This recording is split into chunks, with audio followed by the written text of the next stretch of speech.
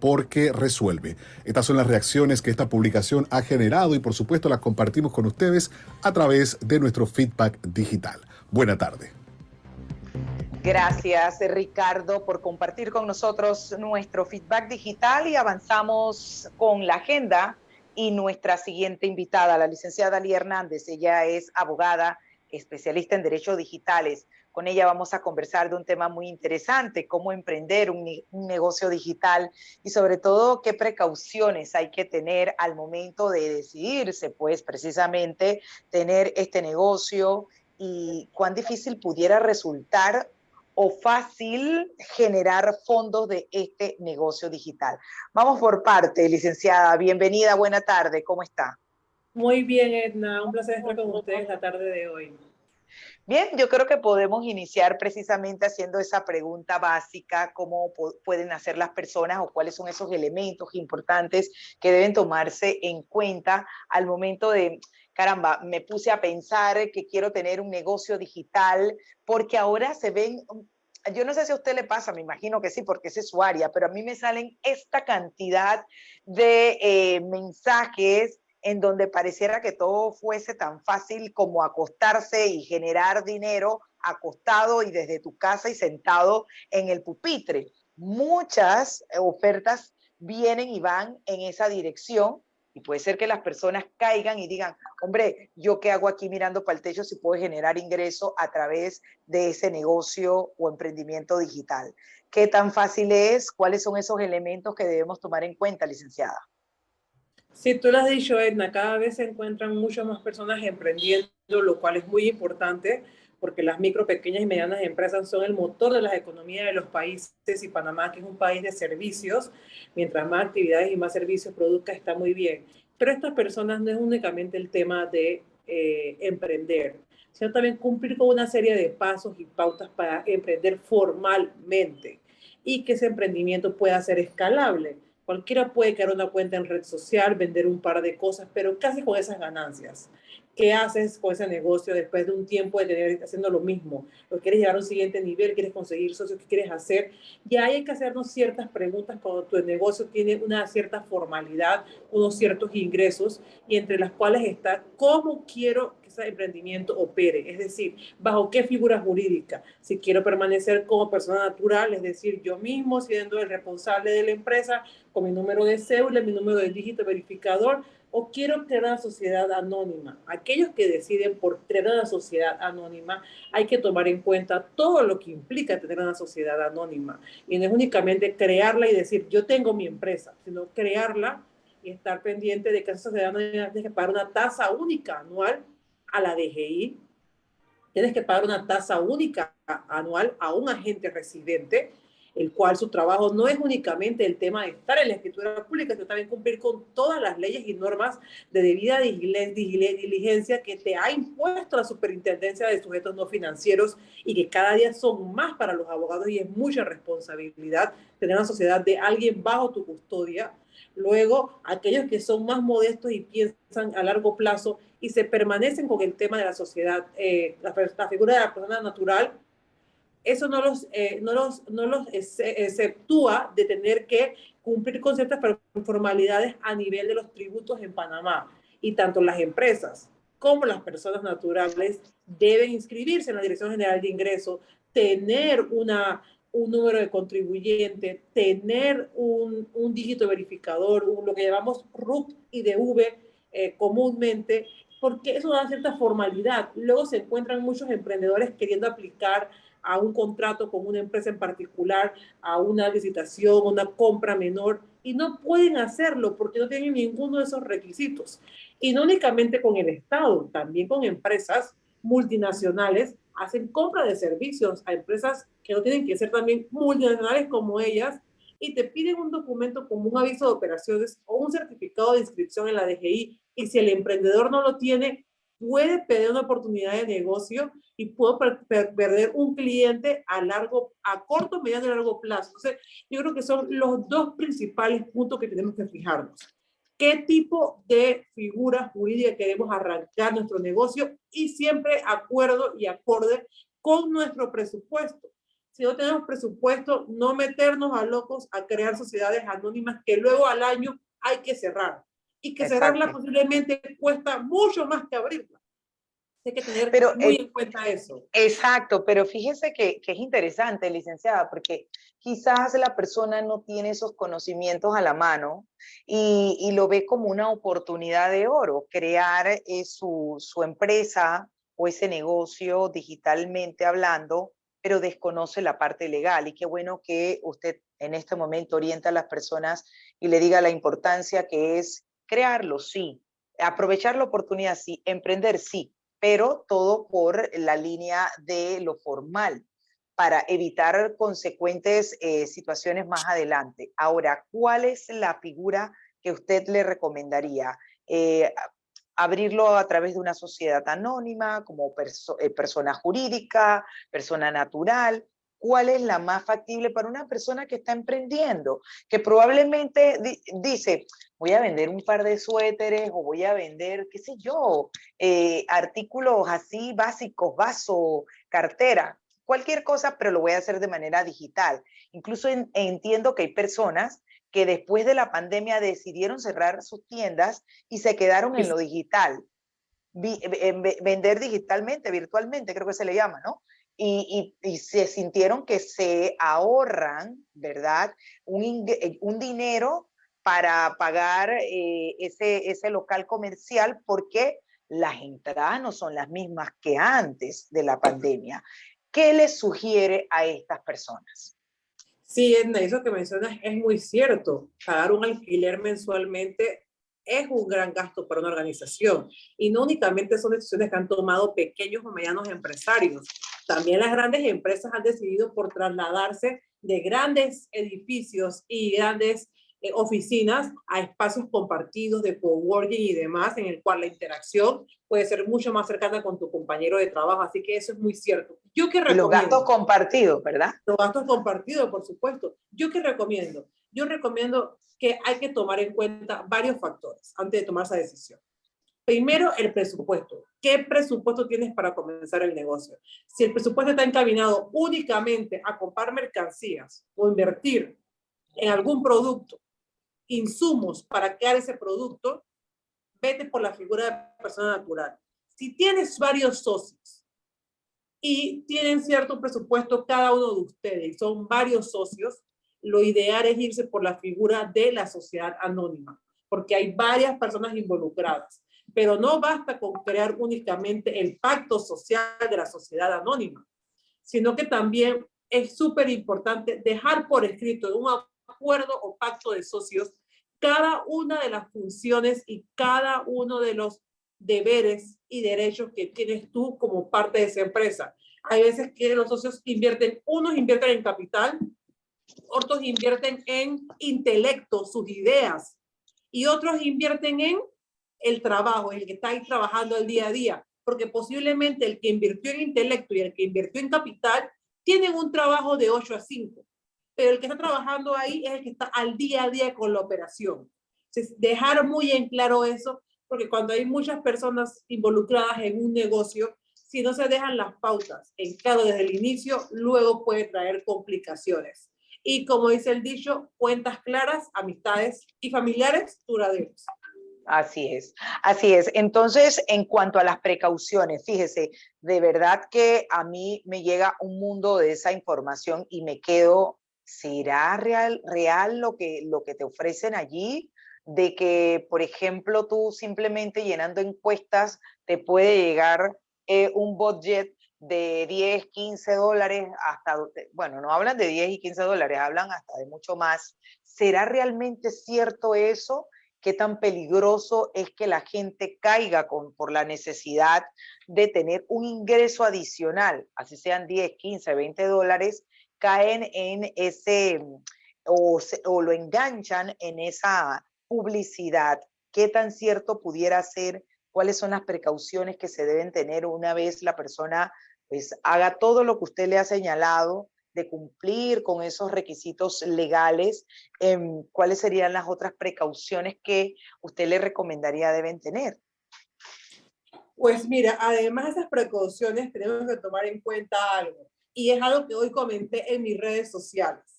El tema del aviso de operaciones. Hay muchas personas que se saltan este paso de pensar y decidir cuál de las dos figuras jurídicas es la principal antes de iniciar un negocio. Y lo que hacen es automáticamente irse a panamaemprende.go.pa y emitir un aviso de operaciones. No saben las repercusiones que puede traer crear un aviso de operaciones, el cual ustedes crearon para decir, yo tengo mi aviso de operaciones, como si eso fuera tener una empresa, un consorcio, un conglomerado de negocio. No, me he encontrado con casos de emprendedores, empresas, que han creado un aviso de operaciones y con el tiempo, cuando han venido a ponerse al día y al orden, porque dejaron ese aviso abierto ahí, se han encontrado con que deben 6, 7 años del pago del aviso de operaciones, que tienes que pagar una tasa todos los años por la declaración de renta, y Claro. además declarar renta, aunque declares en pérdida o en cero, hay que declarar renta. Y Pero también pasa muchas veces, perdón, pasa muchas veces que cuando ellos van a contratar con alguna empresa, con alguna institución, lo primero que le preguntan es eso, ¿tienes aviso de operación? Entonces, por eso la gente sí, corre, ¿no? A sí, sacar ese aviso de operación. sí, pero hay muchos que no lo requieren. Y dentro del aviso de operaciones hay ciertas profesiones que están exentas de sacar el aviso de operaciones. Vamos a Sobre todo mencionarlas. las profesiones liberales, por ejemplo. Y hay gente que las crea, a no ser que tú ejerzas tu profesión liberal bajo el paraguas de una sociedad anónima. Yo me he encontrado con un caso de personas que han enviado la declaración de renta de la DGI ellos, porque contratar un abogado o un contador es caro, pero hay abogados y contadores para cada tipo de trámite y para cada tipo de cosa. Tú no vas a ir a buscar un abogado especialista en litigios o un gran despacho de abogados especialista en grandes transacciones mercantiles y bursátiles para que te ayuden en esto. Hay abogados al alcance también de los emprendedores en los cuales los podemos ayudar a salir de esas dudas.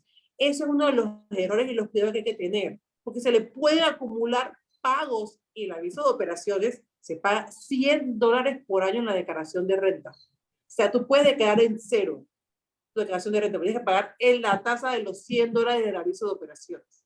Entonces, mucha gente dice, cuéntame, ¿qué tal? ¿Qué tienes de tu empresa? Y me responden, tengo el aviso de operaciones. Yo le pregunto, ¿has registrado la marca? Por otro lado, ¿la marca es el aviso de operaciones? Tienen una serie de confusión, no van a los abogados, no consultan con un contador, porque son dos profesiones que nos tienen satanizados, pero Sí. lastimosamente en Panamá la mayoría de los trámites y gestiones administrativas se hacen a través de poderes con abogados o contadores. Hay otras partes del mundo que los abogados únicamente litigan, pero en un país como Panamá somos súper dependientes de los abogados. Y digo, a razón de eso, la cantidad de abogados que hay inscritos en la Corte con idoneidades. Entonces, súper importante eso, y recapitulando. Decidir qué figura jurídica vas a iniciar tu negocio. Persona natural o persona jurídica. Y tomar en cuenta que la persona natural y la persona jurídica implica registrarse y siguientes pasos. El dígito verificador, el RUC, el aviso de operaciones si aplica. Luego, si activas el aviso de operaciones, automáticamente está conectado con el municipio del lugar donde resides. Principalmente funciona eso con el municipio de Panamá. El municipio de Panamá en tiempo reloj, 10 a 15 días te manda un correo. Nos hemos dado cuenta que usted se acaba de inscribir en el aviso de operaciones. Venga al municipio a pagar sus tasas y a inscribirse con sus documentos pertinentes a el municipio de Panamá. Lo hacen. Y si tú no lo haces, cometes un desacato y comienzan a contarte por la actividad que pusiste en el aviso de operaciones o la cantidad de actividades que pusiste, comienzan a contarte los impuestos y los tributos que tienes que pagar en el municipio de Panamá. Esa es otra cosa. Quiero ser emprendedor y quiero vender camisetas. Y en vez de poner vender ropa, pongo vender ropa. Pero probablemente yo voy a vender en el futuro camiones. Y probablemente voy a vender productos químicos en el futuro. Y posiblemente en el futuro. No lo estoy haciendo en ese momento. Lo pongo todo en el aviso de operaciones. Cada una de esas actividades, como son actividades distintas, pagan como un tributo, una tasa distinta en el municipio de Panamá. Y yo le digo a la gente, no se adelante a los hechos. Ya están vendiendo eso, ya están prestando ese servicio. Todavía, cuando lo hagan, incorpórenlo. Pero Claro. por mientras, mejor no hacerlo porque es dinero que se va sumando y que luego va restando de las ganancias o utilidades de tu empresa. Claro, así es.